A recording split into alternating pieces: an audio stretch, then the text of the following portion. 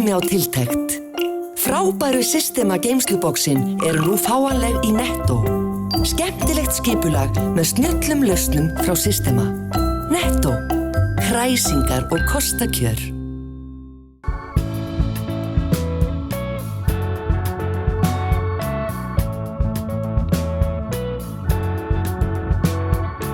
Komin sæl og verið velkomin í sjónvarp Víkurfrétta. 42. þáttur ársins mættur á skjáinn og að vanda skemmtilegt efni, enda mannlífið á Suðurnesjum í stíl við það, skemmtilegt og fróðlegt.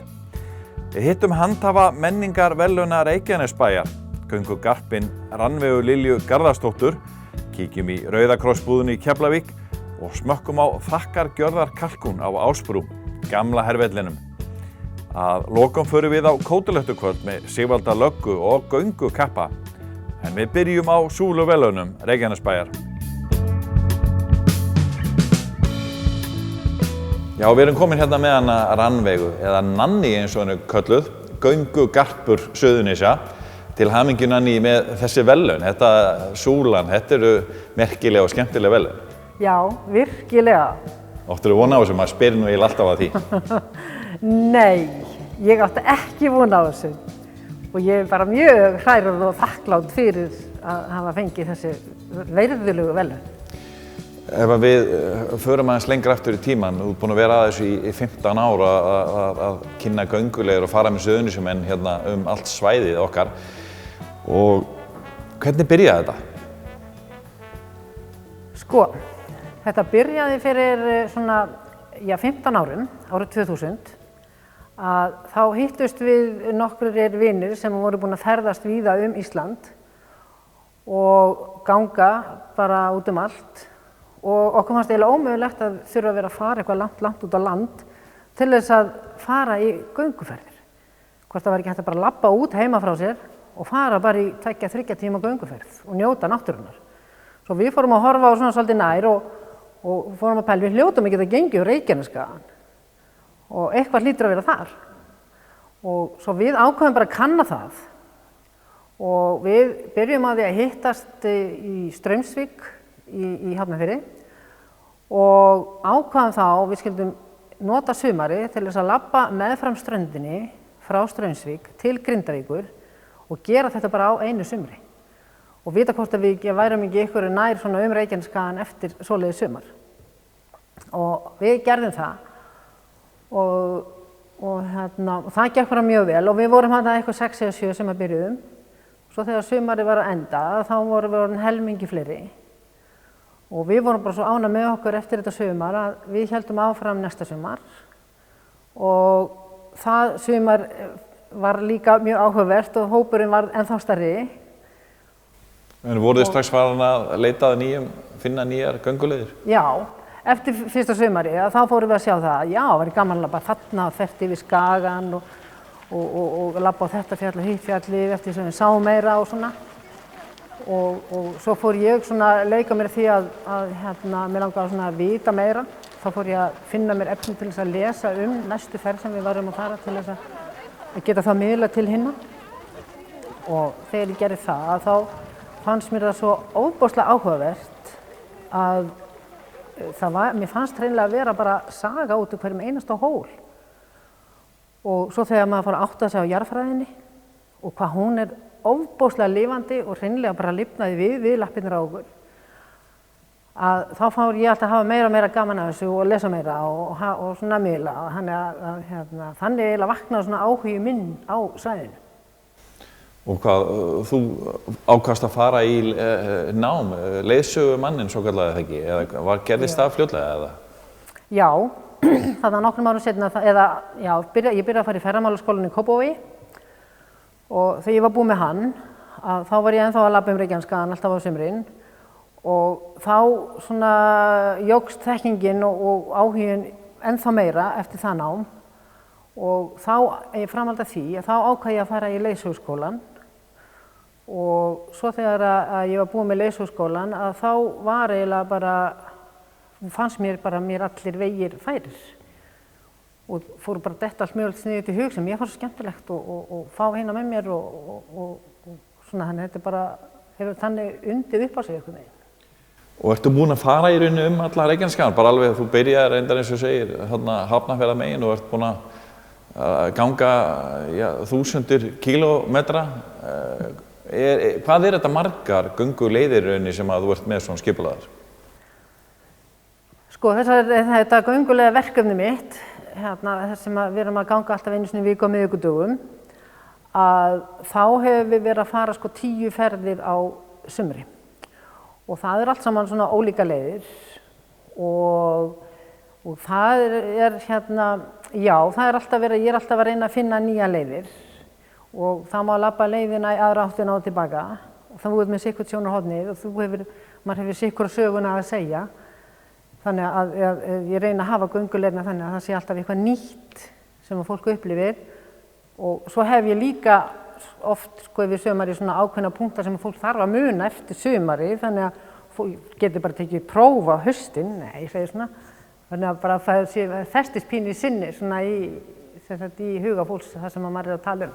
Hvað finnst þér nú svona að vera áhugaverðasta leiðin á Suðurnesjum? Rosalega erfitt að taka út úr. En mér finnst sko Reykjanesið sjálft út á Reykjanesvita og þar í kring alveg óskaplega lifandi svæði. Þar titrar jörðin sko jarðskjálftar á hverjum degi. Og þar alveg gríðarlega mikil saga, þarna fyrsti viti á Íslandi byggður. Og þarna hægt að sjá hrúuna, merkilegustu grjóthrú á Íslandi sem að mér finnst þar. Og þar gengur Atlantshryggjurinn á land. Þú ert að labba á efsta toppi Atlantshryggjarins sem svo langur, hann nær suður fyrir Afríku. Og þetta svo ofsalega merkilegt svæði og áhugavert. Og svo náttúrulega fullt af öðrum leiðum. Mér finnst Skógfellavegurinn óskaplega fallegur sem liggur frá Vogum og til Grindavíkur. Hann 17 kílómetrar, tekur svona 6 tíma að labba. Hvað þetta margt sem svona meðaltali í göngunum hjá þér? Þetta hefur verið svona alls konar. Ég get eiginlega sagt bara frá svona 15 upp í 150. Það orðið ansi margt. Já, það orðið svolítið stór hópur. Þarftu þá ekki aðstoða fólk með þér? Nei, ég hef nú alveg getað haldið utan þetta sko. Og en ég náttúrulega með svo ofboðslega heppin að Björgunarsveitin Suðurnes með mér í gönguferðunum og þau senda alltaf félaga með og það hjálpa mér gríðarlega mikið til að halda utan hópinn. Þannig alltaf veit Björgunarsveitin maður síðastur og ég svona eitthvað stað í fremstu, þannig ég veit alltaf hvað línan löng, svo maður búinn að læra þetta 15 ár hvernig hvað maður að labba hratt og hvernig staðan á fólki. Það bara æfingin. En fólk að koma í þetta til þess að fá fróðleikinn eða gönguna, eða bæði? Líkamsræktina? Já, það bæði. Eins og ég tek oft dæmi sko þegar maður að ganga með hóp að það svo misjafnt fólk í hópnum. Einn kannski að koma með þann tilgang að fá svona hreyfinguna og svona útiveruna og geta hreyft sig og láti pumpina svolítið ganga. Svo kemur næsti við hliðina á honum og hann kemur til að skoða blómin. Og það svolítið langt á milli. Maður þarf svolítið að samræma þetta að bæði þá sem vilja labba hægt og skoða og fyrir hina sem labba hraðar. En það bara alveg hægt. Þetta bara alveg hægt. Finnst þér ekki nauðsynlegt að vera vel aðri í sögunni? Hún drýpun að hverju strái eins og maður segir. Þetta merkilegt svæði. Finnst okkur allavega sem búum hérna? Já, mér finnst þetta mjög merkilegt og mjög gaman að vera svæðisleiðsögumaður á Reykjanesi og ekki síst vegna þess að þetta kemur svo óvart svæðið og það hægt að segja sögur út úr öllum bæjum og af öllum þúfum og öllum fjöllum og öllum örnefnum og þetta kemur svo fólki óvart, bæði sko heimafólki og ekki síður höfuðborgarbúum, þeir sem eru kannski að koma í rútuferðir hingað og ég verið með oft leiðsögn svoleiðis að þá fólk alveg bara, maður fæ oft svona vá, það finnst mér svolítið gaman. Já, þetta náttúrulega gríðarlega svona, hvað ég að segja, þetta mikil urð og grjót hérna, það náttúrulega eitthvað grasi líka, þú veist, þetta eru allur Reykjanesskaginn, Vogar og Grindavík og Keflavík garður, Sandgerði, út í Hafnir og allt þar á milli eins og maður segir. Já, þetta sko, maður alltaf spurning hvað maður mælir náttúrufegurðina, hvar mælum við hana og það mjög mismunandi eftir einstaklingum. Erum við að mæla allir fegurðina eftir skógi og grasi, sem við mæla hana kannski eftir hrauni, aðrir eftir bara sögu, það er svo mismunandi.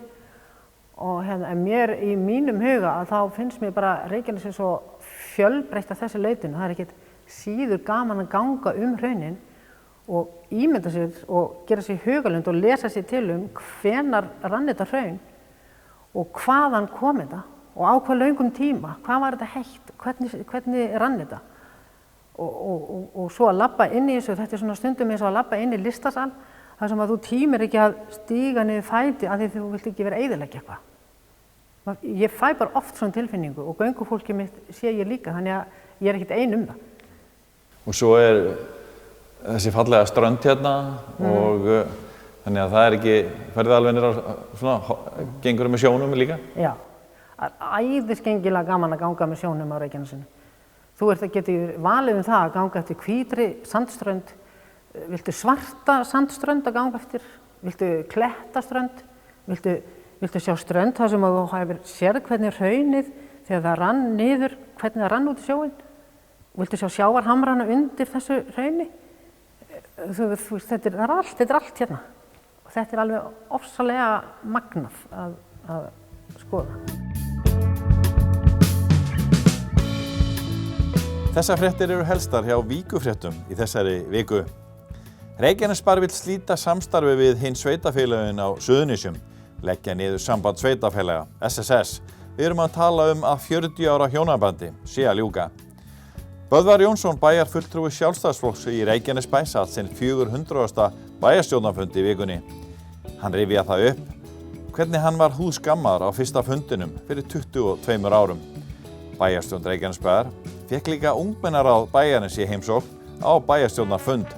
Unga fólki ræddi margar hugmyndir og hvað megi bæta í umhverfi þess í Reykjanesbæ. Samkomulag var gert við veitingamenn í Keflavík. Það á að stytta opnunartímann.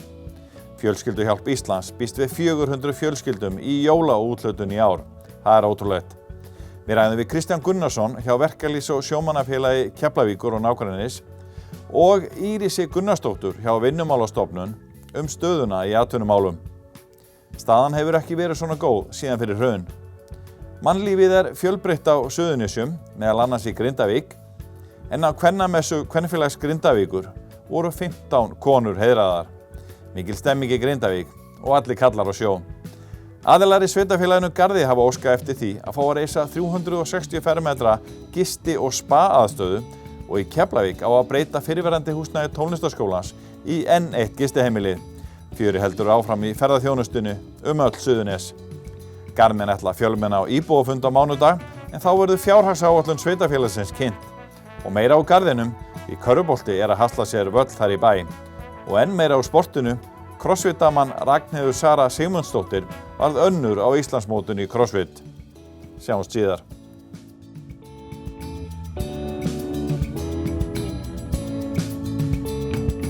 Styðjum öflugt atvinnulíf, menningu, mannlíf og íþróttir á Suðurnesjum.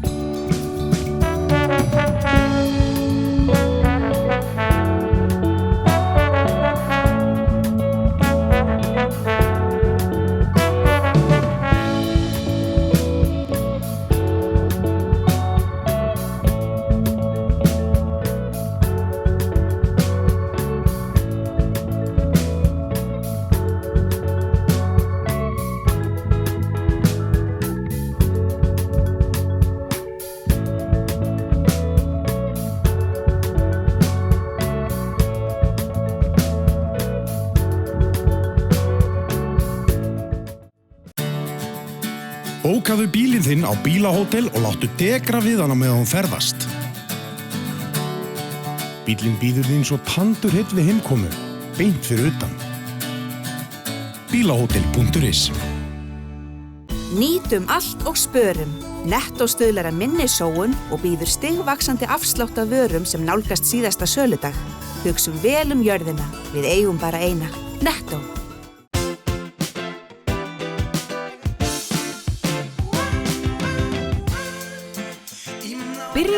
Flýið fyrr og njóttu lífsins.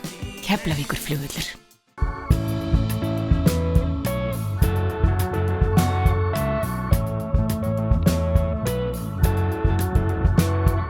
Í hverri viku setja íbúar á Suðurnesjum 1 tonn af fötum í gáma Rauðakrossins.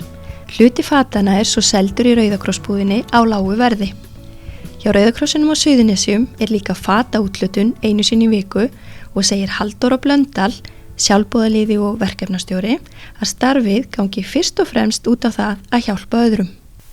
Þannig að þið eru bæði að selja föt hérna og líka úthluta? Já, seljum, gefum bara, og það sem er bara svo frábært við þetta, það er að geta hjálpa fólkinu hérna.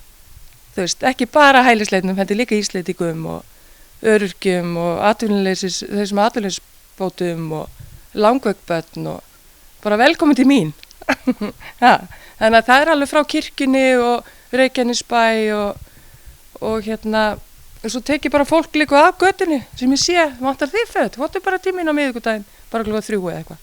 Þannig að það er bara, já, bara allir njóti. Og hvað gert við, nú seljið þið ekki tonn á viku, en hvað gert við hitt? Það fer inn í Reykjavík og við erum svo flott hérna í Keflavík, sko, þannig að það selt í búðunum í Reykjavík og í Hafnarfirði og allstaðar, höfuðborgarsvæðinu og bara, já.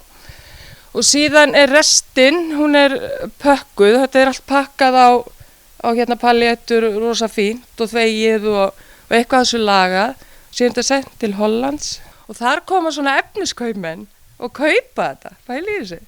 Og hérna, þannig að það má allt koma inn, þú veist, þó vantir rennulás eða bara, þú veist, rifi, tætt, tuskur, rúmföt, skítugt, það skiptir engu máli. Bara ekki henda neinu í tunnuna, sko. Allt fólkið sem flokkar fötin og vinnur í búðinni hjá Rauðakrossinum eru sjálfboðaliðar sem fá ánægjuna að launum.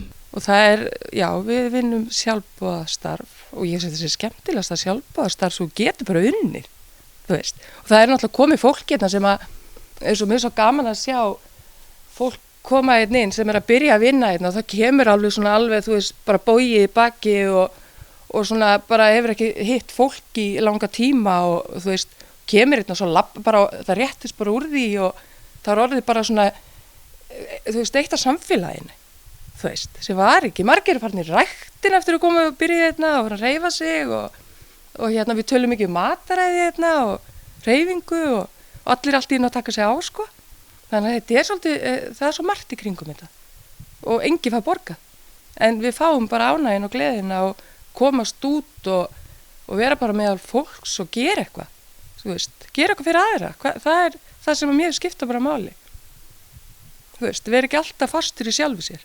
Eins og áður kom fram kemur 1 tonn af fötum á viku í fatagáma Rauðakrossins í Reykjanesbæ. Einu sinni gerðist það að dýr slæða var sett í fatagám fyrir slysni.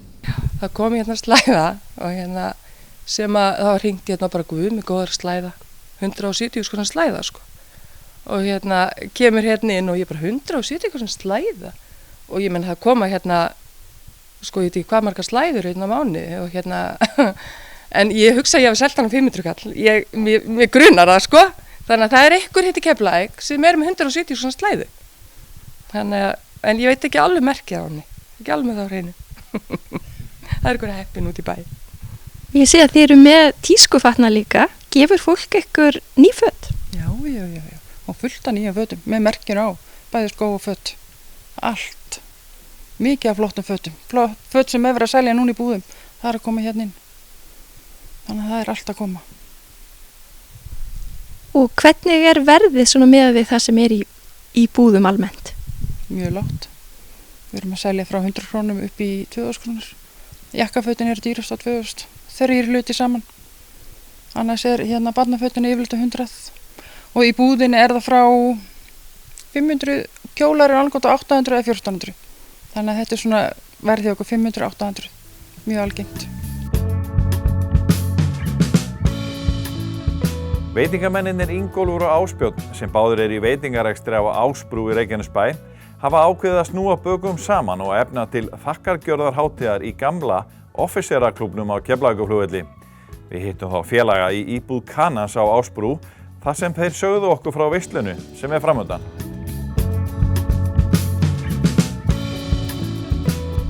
Segðu mér aðeins frá sögu Thanksgivings hérna á vellinum. Já, það kannski rétt að ég byrji og segi nákvæmlega hvernig þetta hófst allt saman. Þetta náttúrulega var þekkt fyrir bara hérna á vellinum í gamla daga og ég vann sem matreiðslumaður fyrir herinn í 12 ár og eftir að herinn fór árið 2006 þá var ég alltaf að hugsa voðalega leiðilegt þessi hefð sé farin, þannig að ég ákvaði endurvekjana á Langbest hérna á Oslo árið 2009 og tóku þá 100 manns fyrsta árið og svo hefur þetta bara sprungið upp á því marki að núna í fyrra 2014 þá komum við 300 manns og það má eiginlega segja bara að þessi hefð sé bara sprungin inn á veitingastaðnum okkar. Þannig að við höfum ákveðið að færa þessa veislu í Officerklúbbinn til hans Ása í menjú. Já. Og hvernig veisla verður þetta? Þetta náttúrulega kalkúnaveisla, bara bestu gerð, eins amerísk og hægt að vera og það bara á sig fyrir matseðli, það kalkún og Já, það verður sæta kartöflur með marshmallows og það verður kartöflumús og kirsubærjasósa og svo erum við líka með trönuberinn og trönuberasultu, við erum með ýmsa svona aðra meðlæti stöffingin og greifið, alveg ekta greifi og dressing on the side sko, fyrir þá sem það vilja. Við erum með smá svona sætind á eftir líka. Þau ætla að hafa 2 veislur, bæði hádegis- og kvöldveislu. Hvernig hafið þið hugsað þessar veislur? Já, það náttúrulega bara að við hefðin á Langbest var þannig að það var bara nóg að gera í bæði skiptin. Að henda sumum að koma í hádeginu og öðrum í kvöldu. Og það bara opið fyrir alla, þeir geta bara valið úr nákvæmlega hvernig þeir koma. Og þeir geta bara hringt í Langbest síma 421 4777 eða sendt tölvupóst á langbest@langbest.is og pantaborð. Ef við förum aðeins aftur í tíman, þú vannst hérna hjá varnarliðinu og varst að kokka þennan mat ofan í varnarliðsmenn og Íslendingar líka. Það var svolítið Íslendingar kæmu hérna á tímum varnarliðsins að borða þetta. Gríðarleg hefð og völlurinn var opnaður fyrir fjölskyldur þeirra sem unnu fyrir varnarlið á þessum degi. Þannig að það skapaðist mjög öflug hefð fyrir þessu hérna hjá Íslendingunum og ég held að þeir sakni þess mikið og það sýnir sig í því hvað koma margir í fyrra. Þannig að við trúum því að séu mun fleiri sem vilja koma ef þetta bara sett í rétta sali sem Officerklúbburinn sjálfsögðu og þar var hefðin lang sterkust hérna í gamla daga. Það er andinn. Það er andinn og við fengum Reynir Guðjónsson með okkur í lið sem var nú yfir offanum og öllum þessum stöðum hérna á vellinum á sín tíma. Vann fyrir herinn í 30 ár og kann þetta alveg upp á 10. Veit hvernig þetta var gert í offanum þannig að við förum svona til í gegnum það eins og hann gerði það í blandi það sem Ingo var að gera á Langbest. Höldum gömlu góðu réttunum sem Ingo hefur gert inn á Langbest í öll þessi 6 ár og bætum aðeins í. Uppskriftin, hún er eitthvað gömul? Já, það er raunverulega þannig að ég vann bæði fyrir sjóherinn og flugherinn. Þegar ég vann fyrir flugherinn sem var seinni tíminn út í Rockwell hérna með sig. Þá lærði ég allar uppskriftir af þeim tveimur mægnum, hérna Svönu og Ásu. Þær voru búin að vinna lengi fyrir herinn og Svana sérstaklega, hún átti þessu uppskrift sem yfir 40 ára gömul þá. Þannig að þetta er orðið vel yfir 60 ára gömul uppskrift sem við erum að nota og þetta er allt eins og kaninn gerði þetta nákvæmlega. Þetta gerist ekki mikið ameríska heldur en Thanksgiving? Ég held ekki. Þetta er svona sá tími sem að þeir koma saman kananir og þetta er svona miklu heilara heldur jólum fyrir þeim og þarna fá sér allir frí til þess að koma saman og gera eitthvað saman fjölskyldan. Og það er það sem við viljum gera, fá íslensku fjölskyldunum til þess að koma og upplifa amerísk hátíð. Já, það má segja það líka, það er náttúrulega gríðarlega hefð fyrir þessu í Ameríkunni og dagurinn eftir Thanksgiving, kannski nú sér maður að það byrja að auglýsa hérna á Íslandi Black Friday, svo kallar svarti föstudagurinn. Og kannski bara enda með því að þetta verði bara fín svona fríhelgi fyrir venlegt fólk, það verði bara frídagur á svartum föstudegi. Hver veit? Endi því. Göngugarpurinn Sigvaldi Arnar Lárusson hefur verið duglegur að safna fjármunum fyrir veik börn á Suðurnesjum. Hann stóð fyrir kótilettukvöldi á dögunum, þar sem enn meira fé var safnað. Við hittum Sigvalda og kíkjum í kótilettur. Segðu mér aðeins frá þessari köllun sem þú fékkst að fara að safna fyrir börn. Herðu, já, þetta byrjaði nú bara fyrir svona einhverja, slísni, ég stegi spínandi þarna áramót. Lofaði synirinn mér skyldi labba á Hofsós ef að Gylfi er íþróttamaður ársins eins og allir ætti að þekkja og hann reynda var það ekki, þannig að ég hérna labbaði á svo, safnaði þarna einhverju 2,5 milljón og það enn að koma inn í það og svo bara einhvern veginn kótilettur eru svo góðar og mér langaði að hendi eitthvað svona kótilettupartí og hérna gerði það, ætlaði að vera með það fyrir einhver mánuði síðan en svo kom eitthvað upp á hjá mér en ég ákvað að breyta dagningunni og var nú svona svolítið hræddur að það myndi ekki margir koma. Kótilettur eru vinsælar á Suðurnesjum. Já, heldur betur vegna þess að þetta sama kvöld og ég var með þá var annar félagsamtök hérna með kótilettukvöld líka en ég rosalega ánægður að koma 140 manns í officerklubin fyrir aftan okkur og þetta var bara kvöld sem að mér varst alveg bara magnað sko. Og þú hefur verið að leggja börnum lið með þessu sem hefur verið að safnast? Já, og ætla að halda því bara áfram. Þetta er bara, eins og ég segi, ég gerur bara svona áhugamál hjá mig bara. Ég ætla bara að hafa gaman að þessu og ég ætla að vera í officerklubnum ári aftur, ég var bara eftir að ásaði í dag. En og það er alveg klárt og ég býst til 200 manns þá, það eru örugglega helmingi stærri. Og það er allir að leggja bara til vinnu, skemmtikraftar og annað? Já, það er alveg sama hvar maður stingur niður fæti, það er allir tilbúin til þess að taka þátt og eins og ég segi, Gísli Einarsson og Gunnar á völlunum og Mummi Hermanns, þetta er allt saman listamenn sem að koma bara að gáða vinnum sína og Ási laði mig til og fann og þannig að þetta er bara eins og ég segi, bara alveg sama hvar maður stingur niður fæti, það er allir til. Og er svo eitthvað veðmál næstu áramót? Nei, það er ekkert veðmál. Ekkert ég hef nú verið hættur að veðja, nú ætlum ég bara að standa á því sem ég segi og ekkert velur maður ekki standuðu eitthvað, ég ger eitthvað.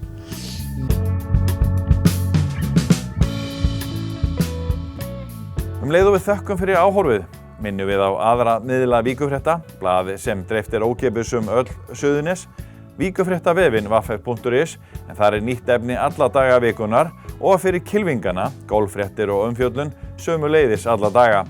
Þeir sem vilja geta horft á sjónvarp Víkurfrétta á YouTube rásin okkar og þá hægt að nota tölvuna, spjaldtölvuna eða snjallsímann. Já, hún mögnuð þessi tækni veröld. Við þökkum fyrir okkur. Sjáumst á vikuleiðinni. Verið sæl.